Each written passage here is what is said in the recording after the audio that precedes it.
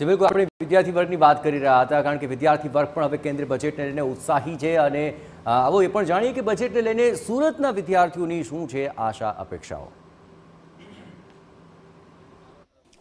કેન્દ્ર સરકાર તરફથી જે બજેટ રજૂ કરવામાં આવી રહ્યું છે તેને લઈને અલગ અલગ જે ઉદ્યોગો છે, અલગ અલગ મોટી ઇન્ડસ્ટ્રીઓ છે, તેની અંદર અનેક લોકો છે તે આશા અપેક્ષા રાખીને બેઠા છે કે જે કેન્દ્ર સરકાર તરફથી નવી પોલિસી લાવવામાં આવે, ત્યારે ખાસ કરીને મહત્વની વસ્તુ છે શૈક્ષણિકની અંદર પણ કઈ રીતે હવે સરકાર તરફથી બજેટની અંદર ફાળવણી કરવામાં આવે છે। તો અહીંયા સુરતના જે વિદ્યાર્થીઓ છે, યુવા વર્ગ છે, તેમની સાથે વાત કરીશું, શું આશા અપેક્ષા રાખી રહ્યા છે અને વિદ્યાર્થીઓ માટે કઈ રીતે બજેટની અંદર ફાળવણી થવી જોઈએ।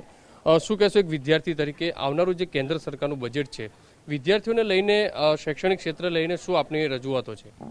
જો શૈક્ષણિક ક્ષેત્રમાં જોવા જઈએ તો અલગ અલગ ડિપાર્ટમેન્ટની અંદર અલગ અલગ જે કાસ્ટના વિદ્યાર્થીઓ છે એ લોકોને સ્કોલરશિપ આપવામાં આવે છે।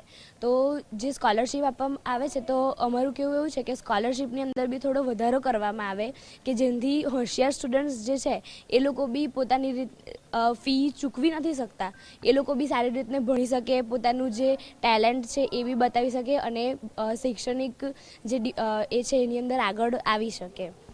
શું કહેશો આપ એક વિદ્યાર્થી તરીકે, લોકો બહાર ભણવા જતા હોય છે, તેની એક પોલિસી ઉપર શું લાગવું જોઈએ જેથી વિદ્યાર્થીઓ અહીંયા જ ભણી શકે?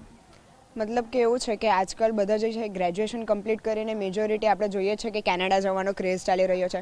લાસ્ટ કેટલા વર્ષથી એવું છે કે બધા જ વિદ્યાર્થીઓ ત્યાં જાય છે જસ્ટ બિકોઝ કે એ લોકોના ટેલેન્ટ પ્રમાણે ત્યાં એ લોકોને એટલી વળતર મળે છે।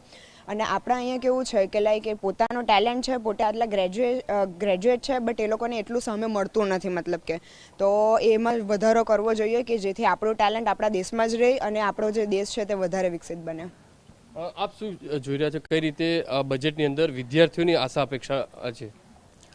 મારી બસ એટલી જ રજૂઆત છે કે આજની જે ખાનગી કોલેજો છે એ આડેધડ પ્રમાણમાં ફી લે છે, તો ગરીબ વિદ્યાર્થીઓને તકલીફ પડે છે ફી આપવામાં। તો મારી સરકારને એટલી જ વિનંતી છે કે એ લોકો થોડું ફીના પ્રમાણમાં ઘટાડો કરે જેથી બધા જ વિદ્યાર્થીઓ પોતાની રીતે મહેનત કરીને આગળ ભણી શકે। શું કહેશો શૈક્ષણિક ક્ષેત્રે વાત કરીએ તો અલગ અલગ જે પોલિસી હોય છે શૈક્ષણિક ક્ષેત્ર વધારવા માટે આ સરકાર શું કરવું જોઈએ તમારે? જો અત્યારે કેવું છે કે બધા સ્ટુડન્ટ છે ને મોસ્ટલી બહાર જવાનું વધારે પ્રિફર કરે, એ લોકોને એવું લાગે કે બહારે વધારે સ્કોપ છે, તો સરકાર આપણી એવું અહીંયા કરે કે અહીંયા છે ને જેવા બારે સ્કોપ છે એવા અહીંયા વધારે અને અહીંયા પણ સારું એવું ઇન્કમ ને એવું આપે સ્ટુડન્ટને ને એવું એમ, તો એ લોકોને બી વધારે એમ સારું પડે એમ। જે રીતે અલગ અલગ જે વિદ્યાર્થીઓ છે તે કહી રહ્યા છે કે વિદ્યાર્થીઓ માટે ખાસ કરીને ઇન્ડિયાની અંદર જ જો અલગ અલગ સ્કોપો ઊભા કરવામાં આવે, અલગ અલગ જે ફેકલ્ટીઓ ઊભી કરવામાં આવે, ફી નિયંત્રણની વાત કરવામાં આવી રહી છે, જો ફી નિયંત્રણનો જો કાયદો છે તે લાગુ કરવામાં આવે તો જેથી વિદ્યાર્થીઓ છે સારી રીતે શૈક્ષણિક ક્ષેત્રે આગળ વધી શકે તેવું વિદ્યાર્થીઓ માની રહ્યા છે। ત્યારે જોવાનું કે હવે સરકાર તરફથી જે બજેટ રજૂ કરવામાં આવે છે તેને લઈને શૈક્ષણિક ક્ષેત્રે કઈ રીતે જોગવાઈ છે તે લાગુ કરવામાં આવશે। કેમેરામેન સંજય ચંડલ સાથે બલદેવ સુથાર, TV9 સુરત।